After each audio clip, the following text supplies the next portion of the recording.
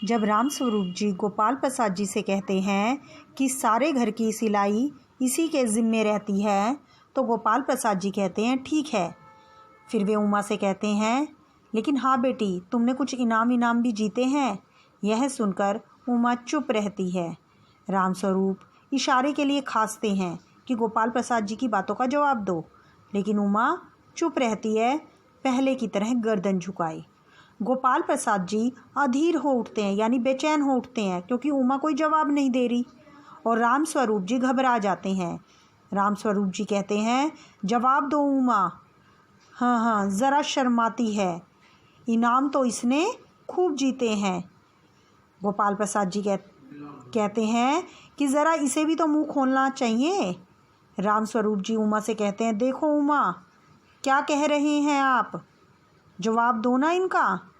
उमा हल्की सी आवाज़ में लेकिन मज़बूत आवाज़ में बोलती है क्या जवाब दूँ बाबूजी, जब कुर्सी मेज़ बिकती है तब दुकानदार कुर्सी मेज़ से कुछ नहीं पूछता, सिर्फ ख़रीदार को दिखला देता है। पसंद आ गई तो अच्छा है, वरना कुर्सी मेज़ की तुलना उसने अपने आप से की है, लड़कियों से की है जिन्हें ख़रीदार देखने के लिए आता है। तो और दुकानदार कौन होते हैं? रामस्वरूप जी। कि ख़रीदार बनकर गोपाल प्रसाद जी आ गए हैं। यदि इन्हें मैं पसंद आ गई तो ठीक, वरना मुझे छोड़कर चले जाएंगे, हमारा रिश्ता पक्का नहीं करेंगे। रामस्वरूप जी यह सुनकर चौंक कर खड़े हो जाते हैं।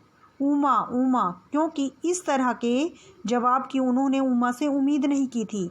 उन्हें लगता था कि वे जैसे उमा से कहेंगे उमा वैसा ही करती चली जाएगी और शंकर से उसका रिश्ता तय हो जाएगा। उमा कहती है अब मुझे कह लेने दीजिए बाबूजी, ये जो महाशय मेरे खरीदार बनकर आए हैं, महाशय यानी सज्जन, मुझे खरीदने के लिए आए हैं, ज़रा इनसे पूछिए क्या लड़कियों का दिल नहीं होता, क्या उन्हें चोट नहीं लगती, या वे बेबस भेड़ बकरियां हैं जिन्हें कसाई अच्छी तरह देखभाल कर, यानी पहले उन्हें देखता है अच्छी तरह से और भेड़ बकरियों को बाद में काट देता है। गोपाल प्रसाद जी ताव में आकर यानी गुस्से में आ जाते हैं और बाबू रामस्वरूप जी से कहते हैं बाबू रामस्वरूप, आपने मेरी इज्जत उतारने के लिए मुझे यहाँ बुलाया था क्या? उमा की आवाज़ अब तेज़ हो जाती है।